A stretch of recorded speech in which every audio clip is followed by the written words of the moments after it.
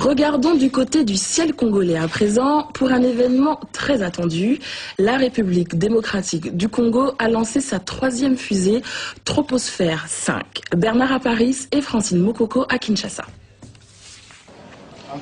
Plus lourde, plus haute, plus puissante. Après 3 mois de recherche, l'équipe de l'ingénieur Jean-Patrice Keka a mis au point un nouveau prototype de fusée, la Troposphère 5. Les ultimes réglages se sont déroulés sur le toit du labo avant de mettre une couche de peinture. C'est le 3e tir d'une fusée pensée et construite par cette équipe de chercheurs congolais, un travail encouragé par les autorités. On a commencé à construire les avions comme ça, on a commencé à construire les véhicules comme ça. Tout commence par, n'est-ce pas, une petite aventure intellectuelle, une petite folie, un petit rêve, n'est-ce pas. À partir de là, les grandes choses peuvent se faire. Maigre moyen, mais grosses ambitions.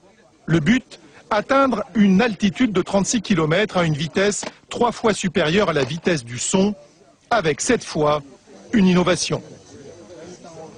Nous voulons envoyer un rat dans l'espace jusqu'à 36 km. Et ce rat, ça sera un premier être au niveau de la République démocratique du Congo. De nombreuses personnalités ont fait le déplacement à Menkao, à 150 km de Kinshasa, pour assister à l'événement. Le pas de tir s'anime, les heures tournent, le décompte se perd dans la nuit, déclenchant un véritable feu d'artifice.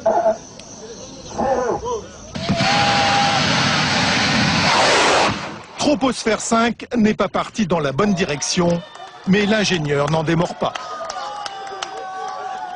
Effectivement, c'est une grande réussite. Je crois que vous avez vécu avec nous. Et les autorités sont-elles ravies? J'ai vu une boule de feu. Vous savez, c'est un petit pas que nous venons de réaliser, mais c'est un grand pas en termes de recherche scientifique en République démocratique du Congo, et j'en suis vraiment fier. D'autres projets sont à l'étude.